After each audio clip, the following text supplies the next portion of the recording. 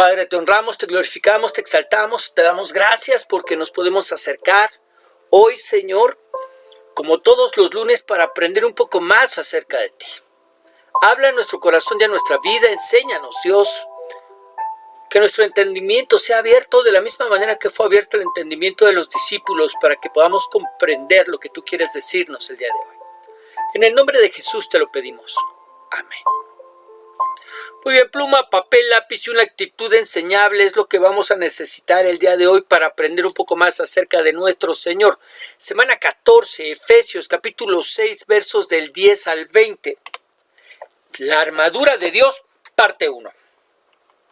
Y nuestro texto dice: por lo demás, hermanos míos, fortaleceos en el Señor y en el poder de su fuerza. Vestidos de toda la armadura de Dios para que podáis estar firmes contra las acechanzas del diablo. Porque no tenemos lucha contra sangre y carne, sino contra principados, contra potestades, contra los gobernadores de las tinieblas de este siglo, contra huestes espirituales de maldad en las regiones celestes. Por tanto, tomad toda la armadura de Dios para que podáis resistir en el día malo y habiendo acabado todo, estar firmes. Estad pues firmes, ceñidos vuestros lomos con la verdad y vestidos con la coraza de justicia. Y calzados los pies con el apresto del evangelio de la paz. Sobre todo, tomad el escudo de la fe con que podáis apagar todos los dardos de fuego del maligno, y tomad el yelmo de la salvación y la espada del Espíritu, que es la palabra de Dios. Orando en todo tiempo, con toda oración y súplica en el Espíritu, y velando en ello con toda perseverancia y súplica por todos los santos. Y por mí, a fin de que al abrir mi boca me sea dada palabra para dar a conocer con denuedo el misterio del Evangelio, por el cual soy embajador en cadenas, que con denuedo hable de él como debo hablar.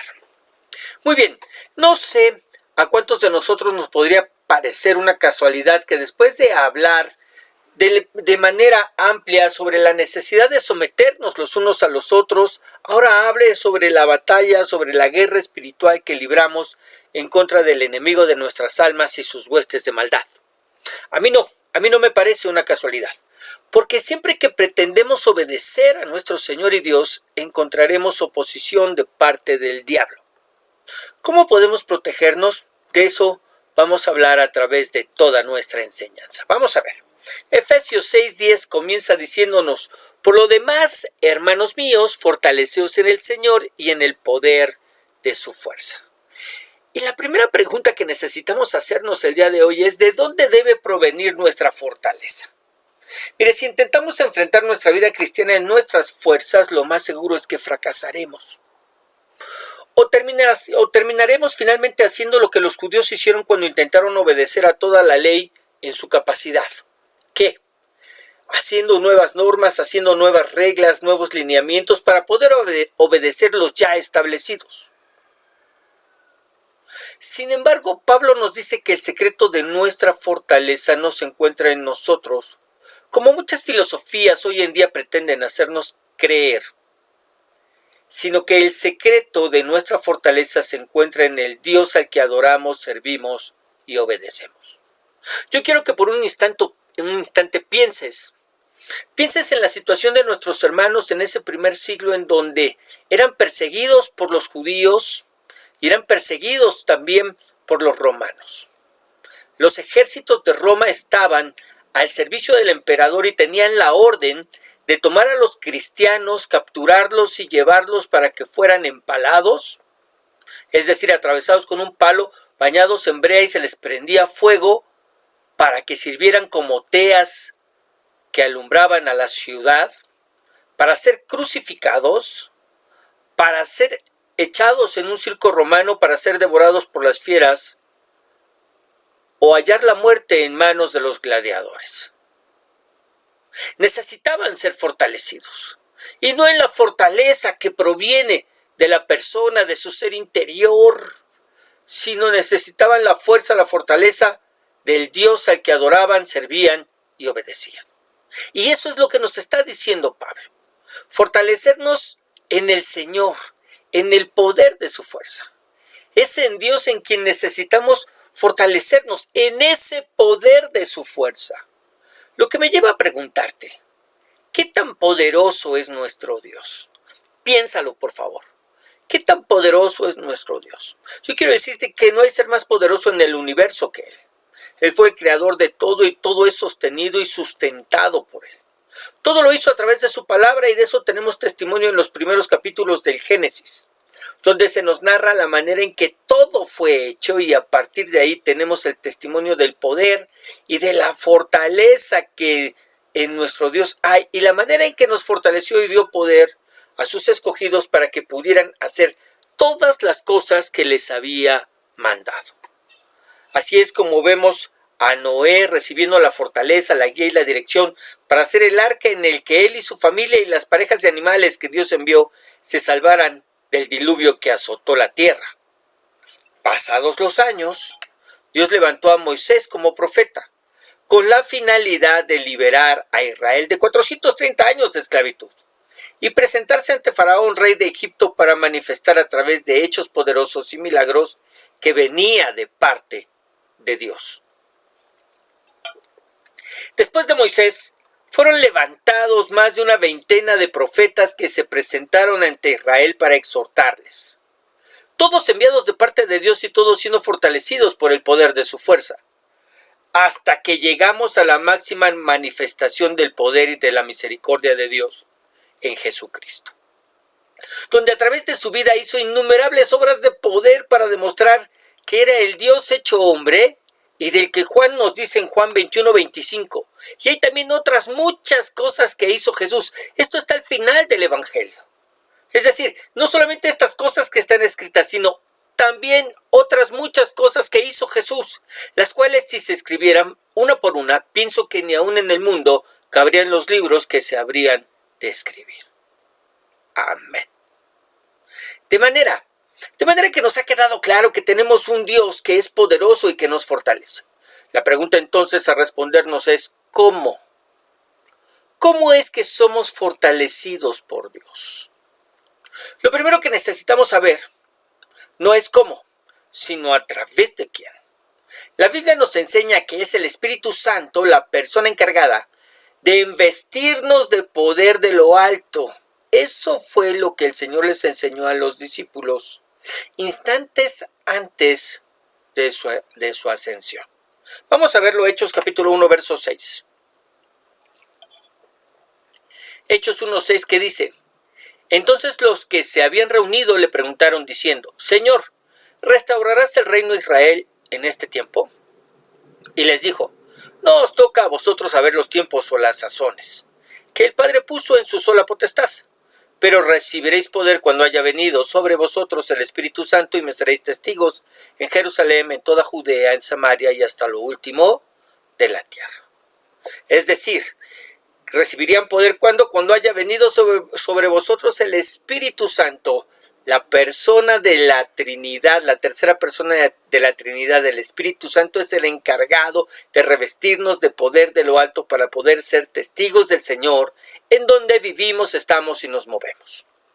Un poder que vino sobre los discípulos judíos en el Pentecostés y sobre los discípulos gentiles en la predicación de Pedro en la casa de Cornelio, haciendo en ambos casos que hablaran en lenguas, profetizaran y magnificaran a Dios. ¿Dónde lo encontramos? Hechos capítulo 2, verso 1 dice: Cuando llegó el día de Pentecostés estaban todos unánimes juntos, y de repente vino del cielo un estruendo como de un viento recio que soplaba, el cual llenó toda la casa donde estaban sentados, y se les aparecieron lenguas repartidas como de fuego asentándose sobre cada uno de ellos. Y fueron todos llenos del Espíritu Santo y comenzaron a hablar en otras lenguas, según el Espíritu les daba que hablasen. Esto con los creyentes judíos. Y con los creyentes gentiles no fue diferente. Hechos 10:44. Mientras aún hablaba Pedro estas palabras, el Espíritu Santo cayó sobre todos los que oían el discurso. Y los fieles de la circuncisión que habían venido con Pedro se quedaron atónitos de que también, exactamente igual, sobre los gentiles se derramase el don del Espíritu Santo, porque los oían que hablaban en lenguas y que magnificaban a Dios. De manera que lo primero que aprendemos es que el creyente, sin importar si es judío o gentil, es fortalecido por Dios a través del Espíritu Santo.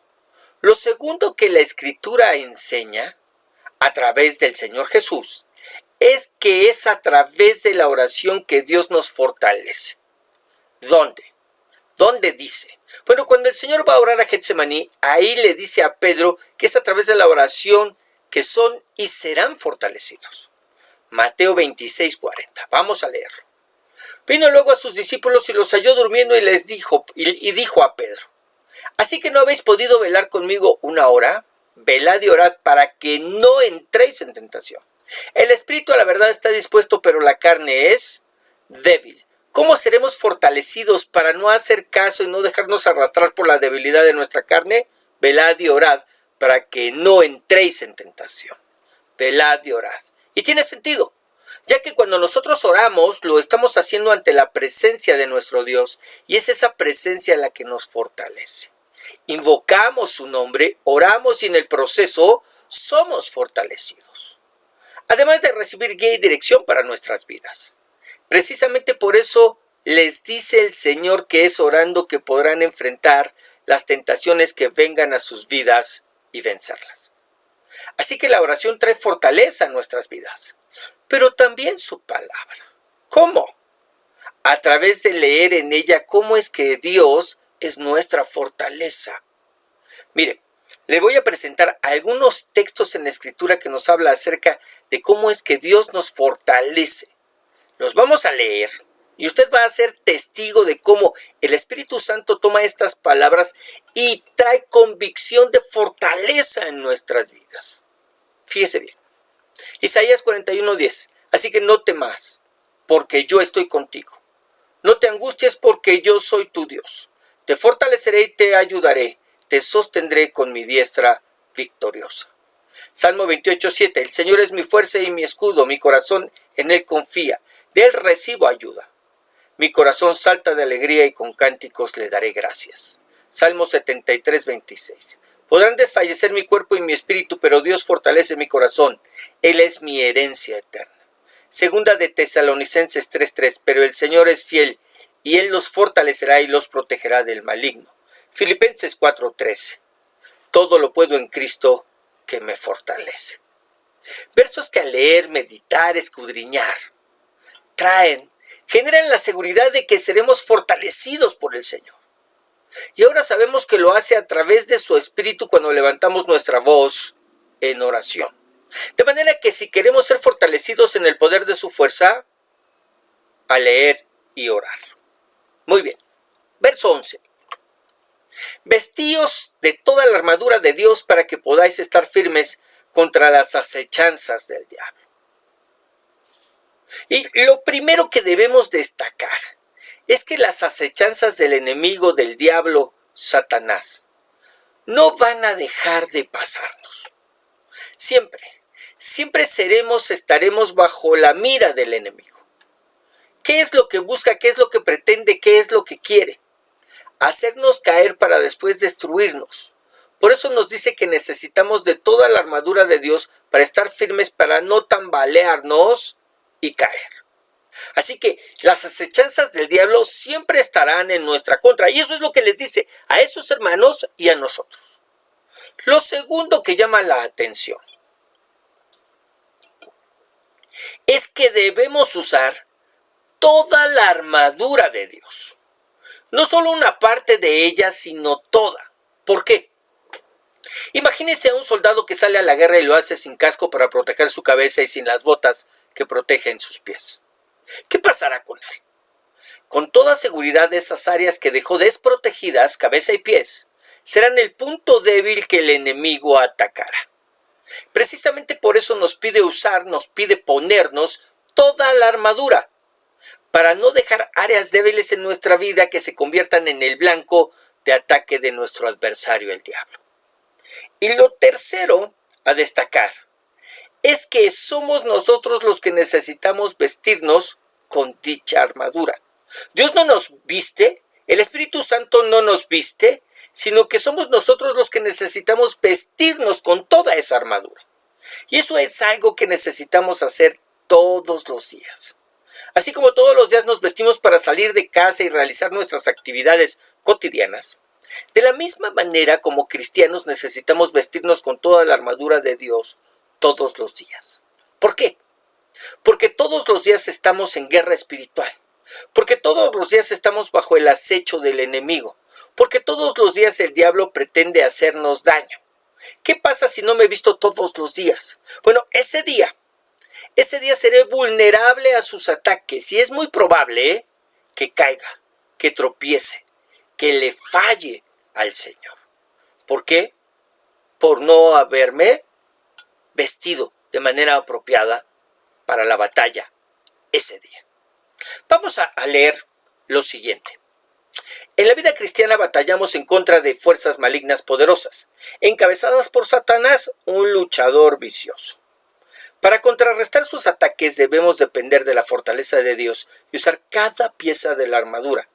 Pablo no solo da este consejo a la iglesia y el cuerpo de Cristo, sino también a cada individuo dentro de ella. Todo el cuerpo necesita armarse.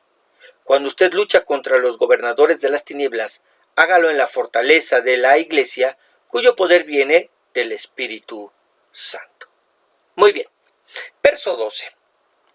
Porque no tenemos lucha contra sangre y carne, sino contra principados, contra potestades, contra los gobernadores de las tinieblas de este siglo, contra huestes espirituales de maldad en las regiones celestes. Y lo primero que les dice Pablo a nuestros hermanos del primer siglo es que el verdadero enemigo no era el soldado romano, que el verdadero enemigo no era Roma, no era el emperador romano, que el verdadero enemigo no eran los judíos que se levantaban en contra de ellos buscando callar el mensaje del evangelio, sino que lo que debemos saber es que esta guerra no la tenemos en contra de personas. En nuestra actualidad, nuestro enemigo no es el mal compañero de trabajo que no pierde oportunidad para atacarnos, no. Nuestros enemigos no son los inconversos que nos hacen bullying en la escuela o en el trabajo porque somos de Cristo, tampoco. Nuestros verdaderos enemigos son los demonios. Y eso es lo que les está diciendo Pablo a ellos y a nosotros. Nuestros verdaderos enemigos son los demonios. Demonios que están organizados por rangos. Por eso les llama principados, potestades, gobernadores de las tinieblas, huestes espirituales de maldad. Están organizados por rangos y cuyo único objetivo es hacer caer en pecado a los creyentes. Hacer caer de la gracia y de la fe al creyente, si eso fuera posible. Claro que para hacerlo, pues también usan personas. Usan, como ya lo dijimos, a los malos compañeros, incluso a los amigos para incitarnos a hacer el mal. ¿Se acuerda del Señor Jesús cómo le dijo a Pedro, apártate de mí, Satanás? En ese momento estaba siendo instrumento del enemigo para persuadir al Señor Jesucristo de no ir a la cruz. Pero es una batalla que generalmente, escúcheme bien, generalmente se desarrolla en las regiones celestes. Es decir, los demonios se encuentran sueltos en la tierra, no en el infierno. Ese es el lugar al que han de ir porque ha sido preparado para ellos, tiempo futuro de todavía no acontece, ¿ok? Pero entonces ellos usan a las personas que se encuentran alrededor nuestro, pero también atacan nuestras mentes. ¿Cómo? Atacan nuestras mentes a través de lo que vemos y escuchamos. A través de lo que vemos, a través de la televisión, el teléfono, las redes sociales, el TikTok, el Instagram, en fin. Y a través de lo que escuchamos, hablamos de música, noticieros, enseñanzas. Y lo que pretenden es tomar el dominio de nuestros pensamientos. Pretenden decirnos en qué debemos pensar. En qué pensar. Precisamente por eso el apóstol nos dice en Filipenses 4:8. Por lo demás, hermanos, todo lo que es verdadero, todo lo honesto, todo lo justo, todo lo puro, todo lo amable, todo lo que es de buen nombre, si hay virtud alguna, si hay algo digno de alabanza, en esto pensad. ¿En qué debemos pensar? En lo verdadero, en lo honesto, en lo justo, lo puro, lo amable, lo que es de buen nombre, lo que tiene virtud alguna, lo que es digno de alabanza. Porque la batalla es por nuestra mente. Si ellos logran decirnos en qué pensar y lo hacemos, llenaremos nuestras mentes de basura, basura que tarde o temprano nos llevará a actuar como basura, a actuar en contra de lo que por Dios ha sido establecido para nuestras vidas. Esa es la razón por la que Pablo nos dice en Filipenses en qué deberíamos estar pensando siempre, en lo verdadero, honesto, justo, puro, amable, buen nombre, virtuoso, digno de alabanza, para que actuemos en consecuencia. Mire, piense en una persona, en un chico que a través de los videojuegos está siendo bombardeado con todo tipo de violencia. ¿Cómo cree que actuará tarde o temprano? Violento. Sus palabras serán violentas, sus actos serán violentos. Y hay razón para hacerlo si todo el tiempo está pensando en violencia. O piense en el adulto que se la pasa viendo pornografía. ¿Qué cree que pasará con él? Tarde o temprano querrá llevar a cabo lo que está viendo, ya sea con su esposa o con cualquier otra. Todo porque está llenando su mente con basura, basura que los llevará a actuar como basura. Y detrás de todo eso están los demonios. Por eso a una persona que ve pornografía le cuesta tanto trabajo dejarla. Se encuentra espiritualmente atado. Los demonios que controlan su mente no quieren que deje de llenarse de esa basura. ¿Qué debemos hacer? Pues seguir el consejo de Pablo. Si queremos cambiar nuestra manera de pensar, debemos tomar control de nuestros pensamientos y decirle a nuestra mente en qué queremos que piense. ¿En qué queremos que piense? Veamos, leamos, escuchemos lo que es bueno, verdadero, justo, puro, amable. Y comprobemos cómo es que poco a poco irá cambiando lo que hay en nuestra mente y por consiguiente lo que hacemos. Algo que necesitamos saber, ya que estamos tocando este tema, es que todos esos demonios, huestes espirituales de maldad, tienen sus días contados. Viene el día en que serán finalmente derrotados y lanzados al lugar de sufrimiento preparado para ellos. Y ellos lo saben. Tan es así que en tanto nos acercamos cada día más, ellos buscan hacer cada vez más mal. Ellos sí conocen el tiempo en el que estamos viviendo y reconocen que la venida de Cristo y la derrota de ellos está muy cerca. Oiga, pastor, pero ¿qué nos dice la Escritura que ellos fueron finalmente derrotados en la cruz del Calvario? Sí, eso es lo que dice la Escritura, que cuando el Señor Jesucristo murió, los exhibió públicamente y puso el acta de los decretos que era en contra de nosotros. Y ahí exhibió a esas huestes espirituales de maldad, a esos señoríos, esas autoridades, esos poderes, para decretar y decirles que no tenían más poder sobre la iglesia, por eso no prevalecerán contra ella. Pero, esto es como cuando un país está en guerra en contra de otro y ese país invade, ¿verdad? El que gana invade al país que pierde, pero aún cuando se ha declarado la guerra terminada y aún cuando se ha declarado vencedor a uno de los países, todavía el ejército tiene la labor de continuar conquistando cada uno de los lugares, de los poblados en donde van tomando dominio. Eso es lo que sucede con Cristo. Por eso 1 Corintios 15, 24, el apóstol Pablo nos dice, entonces vendrá el fin. ¿Cuándo? Cuando Cristo derrote a todos los señoríos, autoridades y poderes y entregue el reino al Dios y Padre. La hora de Satanás y sus huestes espirituales está marcada en el calendario de Dios. Ellos lo saben. Y en tanto se acerca cada vez más el regreso del Señor Jesucristo para derrotar esos señoríos, autoridades y poderes, ellos se encuentran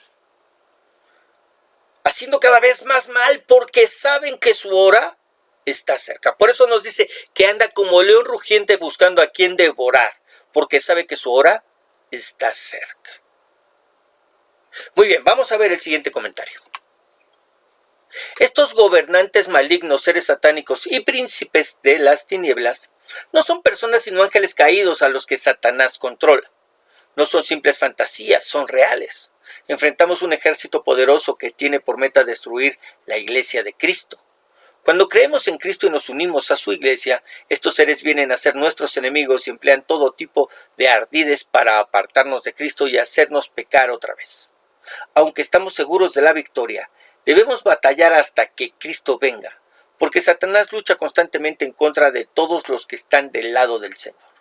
Requerimos de poder sobrenatural para vencer a Satanás y Dios nos lo puede dar a través de su Espíritu Santo que está en nosotros y su armadura que nos rodea. Si se siente desanimado, recuerde las palabras de Jesús a Pedro: sobre esta roca edificaré mi iglesia y las puertas del Hades no prevalecerán contra ella. Ahora, con relación a este comentario, solamente quiero aclarar este punto. Dice, enfrentamos un ejército poderoso que tiene por meta destruir la iglesia de Cristo. Cuando creemos en Cristo y nos unimos a su iglesia, estos seres vienen a ser nuestros enemigos y emplean todo tipo de ardides para apartarnos de Cristo y hacernos pecar otra vez. Y dice, en el momento en el que nos unimos a la iglesia, en el momento que le entregamos nuestras vidas al Señor Jesucristo, el autor de este comentario nos dice que en ese momento venimos a ser enemigos de estas huestes. Yo te quiero decir algo. Todos los seres humanos somos enemigos de estas huestes por el simple hecho de haber sido hechos a imagen y semejanza de Dios. Lo que sucede es que todos somos sus enemigos, solo que algunos de ellos no representan ninguna amenaza para ellos porque se encuentran degradando la imagen de Dios a la cual fueron hechas por medio del pecado. Así que de ellos no hay que tener cuidado, se matan solos. ¿De quiénes tienen cuidado? De los que creemos en Cristo, nos unimos a su iglesia, porque no estamos degradando, sino estamos restaurando la imagen de Dios en nuestras vidas a través de nuestra manera de actuar. Y por eso se empeñan en hacernos tropezar o caer. ¿Bien? Ok, verso 13. Por tanto, toma toda la armadura de Dios para que podáis resistir en el día malo, y habiendo acabado todo, estar firmes. ¿Cuál es el propósito de tomar toda la armadura? Bueno, lo primero es que podamos resistir en el día malo. Y no se refiere a un día en especial marcado en el calendario, no, sino a esos días en que pareciera que el reino de las tinieblas anda alborotado y somos especialmente atacados, bombardeados con toda clase de tentaciones. Pero lo segundo que debemos entender es que no será para siempre, porque como ya vimos, acabará. El día y la hora ya están señalados en el calendario de Dios, así que no hay nada que temer. Y lo tercero es que el propósito es que nos encontremos firmes, que sin importar las circunstancias por las que estemos atravesando, permanezcamos bien tomados de la mano del Señor, firmes, bien plantados en la fe, firmes. Lo que significa que vamos a ser atacados, significa que no debemos tener miedo, significa que no debemos de desanimarnos o caminar con los hombros caídos, no teniendo certeza o siendo de doble ánimo en la batalla. No se permite la autocompasión. Significa que estamos en nuestras posiciones alertas, significa que no nos rendimos y mucho menos pensamos en retirarnos.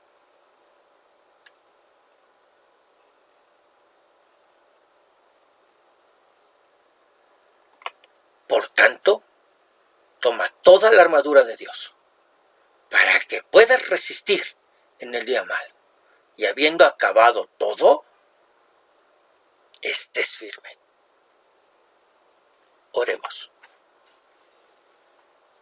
Señor Dios y Padre Celestial, queremos alabar y queremos bendecir tu nombre, Dios. Y Padre, tenemos mucho en qué pensar, en qué meditar con esta primera parte de esta enseñanza.